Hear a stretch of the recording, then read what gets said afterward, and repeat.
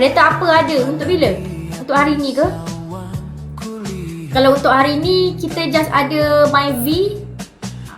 Kalau hari lain kita ada Myvi, kita ada Azia, kita ada Beza, Arus, Persona, Almira, Honda City, Honda Kampung, macam tu semua ada. Kita besar, kita kecil, Arus, Alza, X-Trail.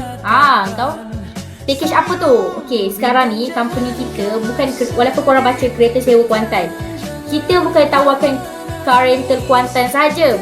Kita juga tawarkan package percutian.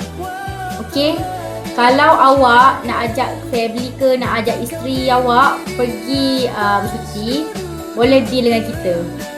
Okay, kenapa company kita best sangat? Sebab kita buat perkhidmatan hantar customer dekat airport.